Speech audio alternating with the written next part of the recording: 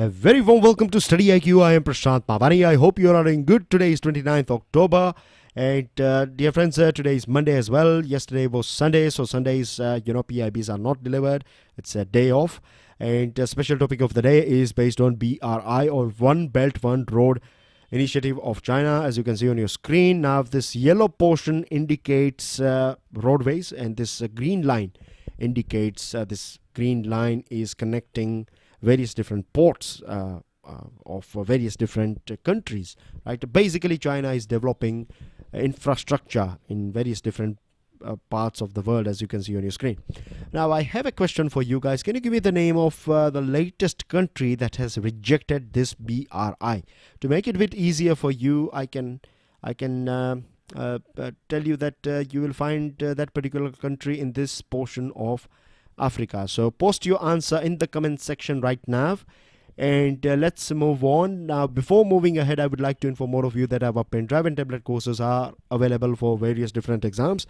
To find out more about it, do check out StudyIQ.com. Dear friends, Sierra Leone is the latest country that has cancelled China's BRI initiative or project, that is Belt and Road project, and it was worth 318 million US dollar airport deal with China. This has been cancelled by this African country. When this BRI was launched, at that point of time, there were many countries, particularly vulnerable countries, as well as there were many developed countries as well. They were looking at it as a ray of hope, as a game changer. But now what we find is that BRI has started facing headwinds. It has started facing this friction, or this you can say, means there are many countries now their eyes are opening that this BRI is not as good as it was projected, or there are various different hidden shades of BRI, and most of them are not viable as well as sustainable.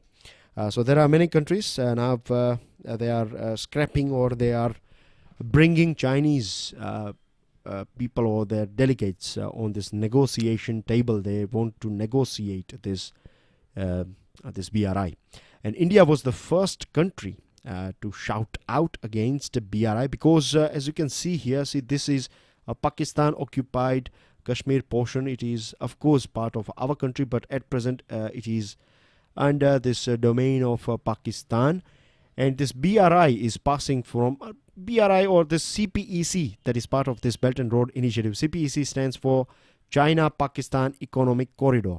So this one is passing from this Pakistan occupied Kashmir portion, and we were not at all happy with this decision of China. We have in fact informed China that see, your BRI, the CPEC, is passing from disputed territory.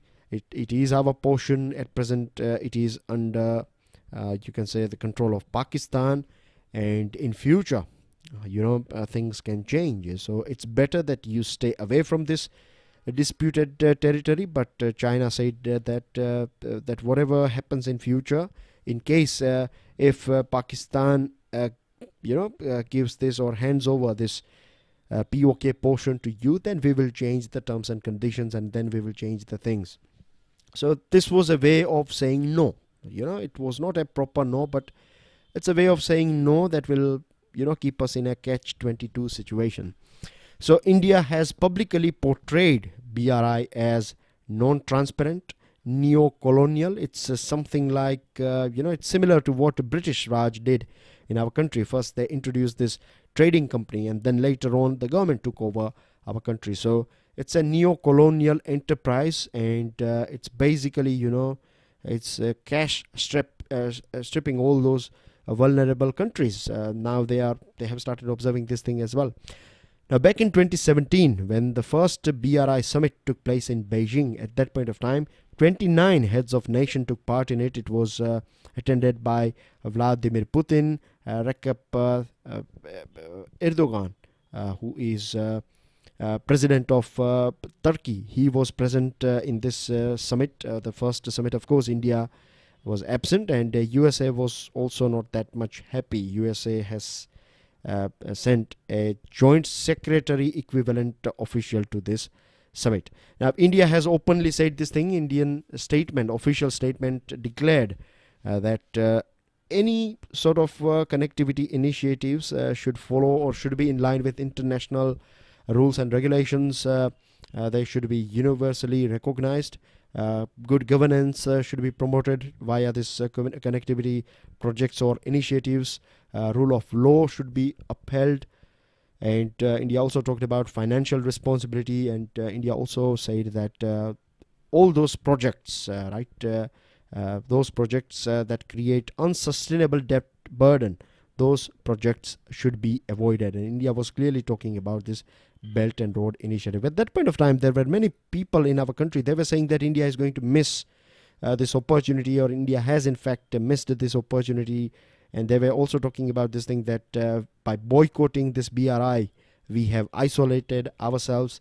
So all these negative statements were issued by so many people from our country. But now we find that European Union is also not happy about this lack of transparency and lack of social as well as environmental sustainability and responsibility that we find under this BRI. Rex Tillerson, who was foreign minister of USA, they term it as Secretary of State. At that point of time, he also said that this is a new imperialistic power. It's something similar to what Europeans did back in 18th and 17th century, and 17th, 18th and 19th century in various different parts of the world. And the word predatory is now being used internationally about China's practices. IMF has also termed this BRI initiative as unsustainable as far as debt burdens are concerned. I'll give you an example of Hambantota. Hambantota is a port in Sri Lanka, and when Rajapaksa was ruling Sri Lanka at that point of time, this deal was signed, and it was projected as a very beneficial deal for this tiny nation called Sri Lanka. But now Sri Lanka realized that Sri Lanka was not able to pay back the money that it borrowed from China, and finally China has took over this port for next 99 years in a long-term lease thing. So Hambantota is gone. It's a Chinese Hambantota now, officially. Geographically, of course, it is a part of Sri Lanka. Then we have this case of Djibouti as well. Djibouti took some money or borrowed money from China, and now it was not in a position to pay it back. When it was receiving money, it was not that much careful, because China, that they have deep pockets. They can throw around some billions here and there. But for a country like Djibouti, $1 billion or $2 billion is a big thing. So they took some money from China. Money was easily supplied by China, so they were a bit not that much, you can say, thoughtful about the money that they were borrowing. But now they, a couple of years ago, they realized that now things are out of their hands. So they were left with no option, and after this consistent negotiation and pressure from China, Djibouti port was opened for China to set up its military base, and what Djibouti gets in return is just $20 million per year as a rent. Can you believe $20 million for China is peanuts? Something similar will happen in future with this Gwadar port as well. We have seen that there are so many people out there. There are so many reports, universities, think tanks from Pakistan, from various different parts of the world. They have said this thing, that Gwadar port is going to be unsustainable for Pakistan, and finally China is going to take over this Gwadar port, just like Hambantota. China paid just $4 million, $40 lakh for an island in Maldives, right? So this is gone as well. Malaysian Prime Minister is not at all happy with this BRI, and he has said that officially he has said that China is using its tools like economic tools for achieving geopolitical objectives. So there are many vulnerable countries out there. Now their eyes are opening gradually, and India should play a leadership role in creating this awareness, not awareing, but creating this awareness in people, in people and countries, that this BRI is not healthy for their finance as well as their country. So this was our special topic, and make sure that you go through it. If you don't understand anything, do go through it twice. because BRI is a very important topic for our country and a very important topic for your capacity building as well as your descriptive answer writing. Now we have this Indian Mobile Congress 2018 on our table, right? This event took place in our country, New Delhi, and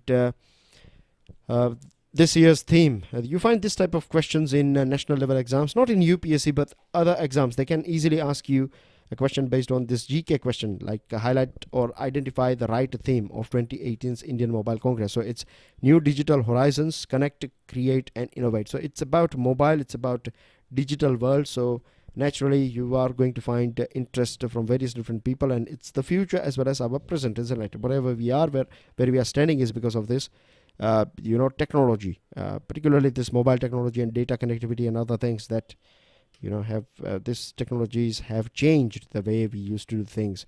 So it's just a 2-year-old baby, this Indian Mobile Congress, but it has flourished so far, and the IMC 2018 conference registered some 50,000. It took place, the exhibition took place in some 50,000 square meter area.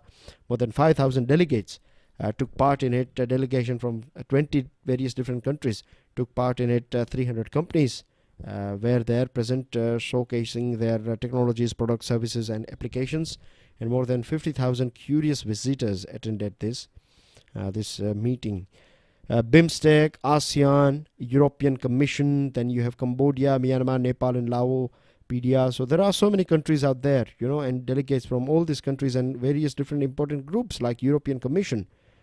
You have this BIMSTEC, ASEAN, all these groups also took part in this summit. So that's a big thing. And 5G, Internet of Things, augmented and virtual realities, artificial intelligence, robotics, smart city solutions, financial tech or fintech, health tech, all these things, autonomous cars and cybersecurity, all those things were discussed and displayed during this Indian Mobile Congress. Now we have a small yet important update from Ministry of Defense. Now let me tell you that I have gone through important PIB items from Saturday, because you know that on Sundays you don't get PIB. So I have gone through Saturdays, I have gone through PIB important items from Sunday as well. Generally on Sundays you don't have that many items, but I have gone through it, and I have gone through today's, that is Monday's, important PIB updates as well. So all I want to say is that rest assured you will not miss anything. If Sunday is an off, then as well I do cover things that are discussed in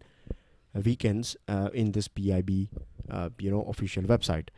So 72nd Infantry Day celebration took place in our country, and wreath laying ceremony took place here in this Amar Jawan Jyoti place that is in New Delhi, and this is celebrated 27th October each year is celebrated as Infantry Day to commemorate the first Indian action post-independence. Basically in 1947, these raiders, they were supported by Pakistani army. They started raiding Srinagar, and at that point of time our Sikh regiment took active part, our country took active part in making sure that this portion is free.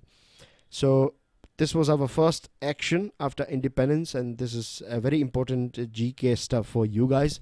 Now moving on to Prime Minister's office, we have two news items. The first one is Prime Minister's visit to 3-day visit to Japan. This is 13th annual India-Japan bilateral summit.